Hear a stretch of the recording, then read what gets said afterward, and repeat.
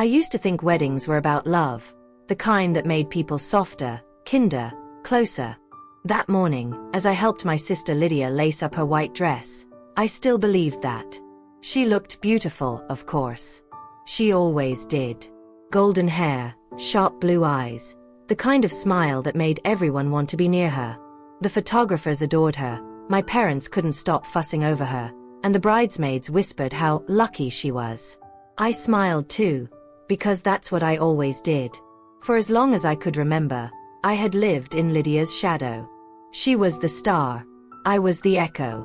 At every family dinner, every birthday, every photo, she was the center, and I was the space beside her. Still, I loved her. She was my sister. And when she asked me to be her maid of honor, I said yes without hesitation. The morning of the wedding was chaos in the best way. Music, laughter, perfume, the rush of white fabric and champagne glasses. I tied her veil and made sure her bouquet looked perfect. When she turned to the mirror, she sighed, "I want everything today to be unforgettable." I didn't know then how literal that would become. At the church, the air smelled of lilies and candle wax. My parents beamed from the front row, guests whispered about how beautiful Lydia looked, and the groom, Thomas, couldn't take his eyes off her. Everything seemed flawless. For a moment, even I felt proud. This was her day, but in some strange way, it felt like mine too, a victory for our family. For all those years we stayed together despite the little cracks no one else could see. As the ceremony began, I stood quietly to the side, holding the bouquet, smiling for the cameras. My heart was light. The music played, the priest spoke, and Lydia's voice trembled slightly as she began her vows. Then, something shifted. Her tone changed, colder, sharper. Her eyes flicked toward me. And in that instant, I felt something heavy crawl into my stomach. She paused, took the microphone from the priest, and looked out over the crowd.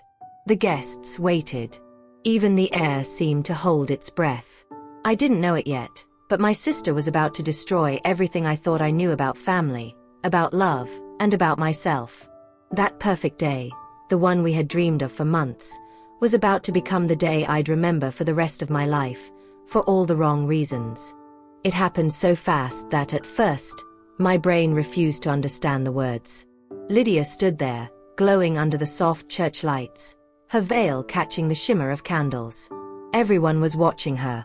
The perfect bride, the picture of grace. Then she smiled, but it wasn't the warm kind. It was tight, deliberate, almost rehearsed.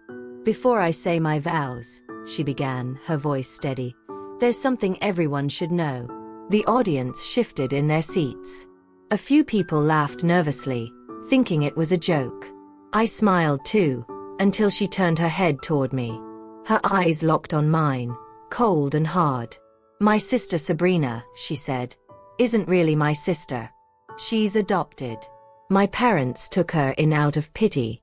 I just thought everyone should know the truth before we continue." The words fell like a stone into silence. Then the whispers began, sharp, slicing whispers that filled the church like smoke. "She's adopted. Did you know? Oh my God." My body froze. My heart thudded in my chest, but everything around me blurred. I couldn't move, couldn't breathe. The sound of her voice replayed in my head, over and over, like a cruel echo. My mother gasped softly, covering her mouth. My father just stared straight ahead, pale as the flowers on the altar. The groom, Thomas, looked stunned. His hand still halfway raised as if unsure whether to reach for Lydia or not. I wanted to speak, to deny it, to defend myself. But how do you fight a truth you didn't even know existed? I had never been told I was adopted. Never.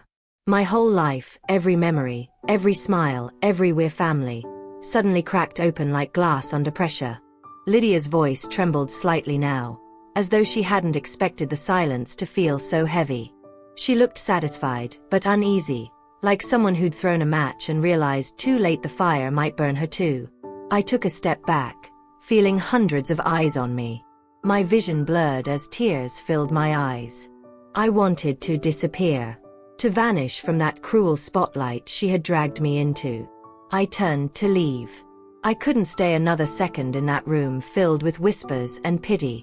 My heels clicked against the marble floor, echoing like gunshots. But then, just as I reached the doors, I heard a voice behind me. Deep, calm, steady. "Wait," said the priest. The murmurs died instantly. The crowd turned. "There's something you all should know," he continued. His voice carried a strange weight, a quiet authority that made even Lydia freeze. And in that suspended silence, I turned slowly to face him, not knowing that his next words would shatter the world even more than hers just had. The church fell into a silence so thick I could hear the candles burning. The priest looked at Lydia first, not with anger, but with something deeper, heavier, like pity. Then his gaze moved to me, and I saw something in his eyes that made my breath stop. He knew something. "Lydia," he said softly, "what you've done here today is cruel. And worse, it's built on a lie." Her confident smile faltered. "What are you talking about?" she snapped, her voice suddenly unsure. The priest sighed, opened a small folder from the lectern, and pulled out several old papers. His hands trembled slightly, but his voice stayed calm. "Years ago, when your parents came to this church," he began, "they brought with them a baby. They said she was their own, born at home. But I remember everything. The night, the conversation, the documents that were never supposed to see the light of day again." My stomach twisted. I looked at my parents. My mother was crying silently, my father's jaw clenched tight. Lydia stood motionless, her knuckles white against her bouquet. The priest looked down at the papers, then back up. "The truth, Lydia," he said slowly, "is that you were the child they adopted." The words struck the air like thunder. Someone in the back gasped. Lydia blinked as if she hadn't heard him right. "That's not true," she whispered. "It can't be true." But my mother was already shaking her head, tears spilling down her face. "We wanted to tell you, but you were so little," she sobbed. "We didn't want you to feel different. You were ours in every way that mattered." "No!"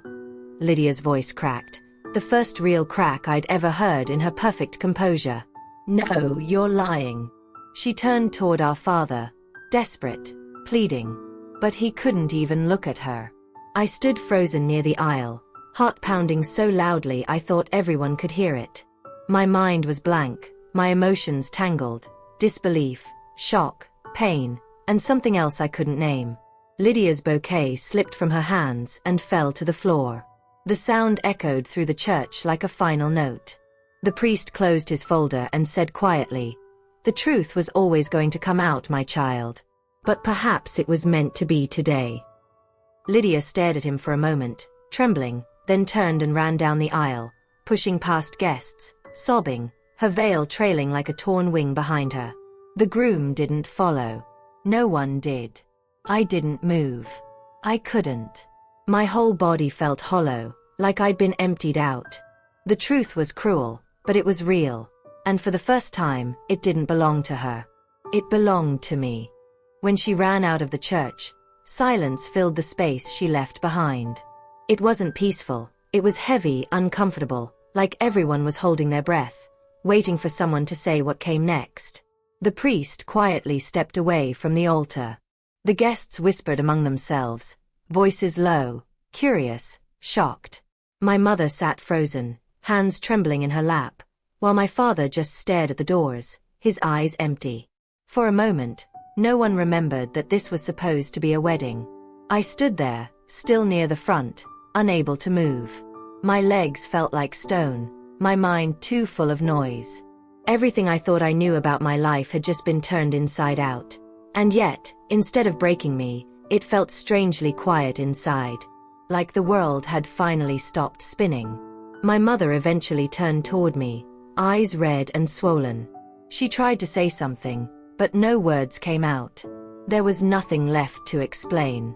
Nothing that could undo what had just happened. I looked at her, and for the first time, I didn't feel the old ache of wanting her approval. I just felt done. People began to leave, murmuring their goodbyes, avoiding eye contact. Thomas, the groom, stood by the altar looking lost. unsure if he should go after her or pretend the day had never happened. I almost pitied him. He hadn't just lost a bride, he'd walked straight into a storm that wasn't his to fight. I walked outside. The air was cool and sharp, the sky heavy with clouds. The white petals scattered on the ground looked like ashes. For a long time, I just stood there, staring at the open church doors, the faint sound of crying still drifting from inside. I thought I'd feel anger, betrayal, maybe even satisfaction. But what I felt was emptiness, the kind that comes when you realize something is truly over. The illusion, the roles, the pretending, all of it burned away in one cruel, perfect moment. 4 years, I had lived trying to prove I belonged. And now that the truth was out, I didn't have to prove anything anymore. I didn't know where my sister went that day. I didn't ask. All I knew was that when I walked away from that church, I didn't just leave behind a ruined wedding. I left behind a version of myself that had been begging for love in a place where it never existed. The next morning felt unreal. The sunlight crept through the curtains like it didn't know what had happened the night before. The world outside went on, birds sang, cars passed, people hurried to work, while my world still stood frozen in that church. I sat on the edge of my bed, still in the same dress I'd worn under the bridesmaid gown, the faint smell of flowers and candle wax clinging to my hair. My phone kept vibrating with messages I didn't want to read. Are you okay? What really happened? I can't believe she said that. Curiosity disguised as sympathy. I turned it off. Every memory from the wedding replayed in my head. The whispers, the gasps, her voice shaking as the priest spoke, the look on my mother's face when the truth came out. It was all a blur, but one thing stood out clearly. I no longer belonged to the life I'd been living. My parents tried to call that morning. I watched the screen light up again and again until it stopped. Maybe they wanted to explain, to apologize, to fill the silence with more words that couldn't change anything. But explanations were just noise now. The truth had already been spoken. I poured a cup of coffee, hands trembling slightly, and sat by the window. Outside, the sky was soft and gray, like the world was trying to be gentle. I wondered where she was, the sister who had torn my heart open and then had hers broken in return. Did she regret it? Did she hate me more now that she knew the truth? Strangely, I didn't hate her.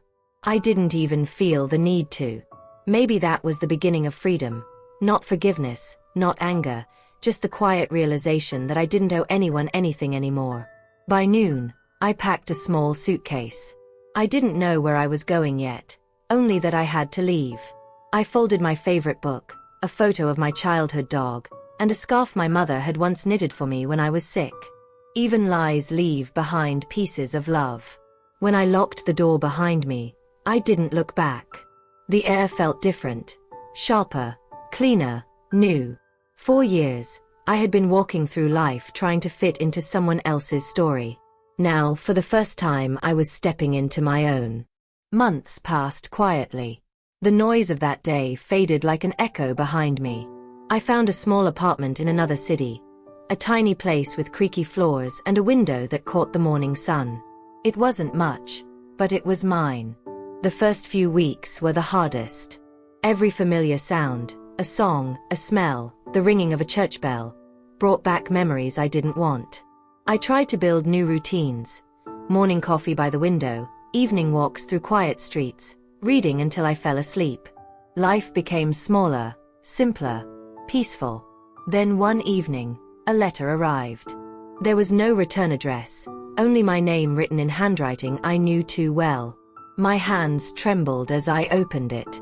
I don't know how to start, it began. I thought I hated you. Maybe I did, for a while. I wanted to hurt you the way I thought you'd hurt me. But when everything fell apart, I realized the truth. I wasn't angry at you. I was angry at the life built on lies. I stopped reading for a moment, the words blurring as tears filled my eyes. The letter went on. I don't expect forgiveness. I don't even know if I deserve it. But I need you to know, I'm sorry. For humiliating you, for blaming you, for not seeing how much you loved all of us. I've left the city. I don't know who I am yet, but maybe that's okay. Maybe we both needed to lose everything to finally start living. It was signed simply. No closing words, no name, just a smudge of ink at the bottom. I sat there for a long time, the paper trembling between my fingers. I should have felt closure, but what I felt was something gentler, a quiet understanding. We had both been victims of the same secret, both trapped in a story neither of us wrote. I folded the letter carefully and placed it in a drawer beside my bed. I didn't know if we would ever see each other again. Maybe someday we would, maybe not. But the anger, the pain, the jealousy, all of it began to fade. That night, I opened my window. The air smelled of rain. For the first time, the past didn't hurt. It just existed. Seasons changed before I realized how much time had passed. The leaves outside my window turned gold, then brown, then disappeared, leaving the trees bare and quiet, like the world was learning how to start over, just like I was. My days fell into a rhythm that finally felt like peace. I worked, read, cooked simple dinners, and sometimes took long walks through the park near my apartment. No one there knew my story, and that was the beauty of it.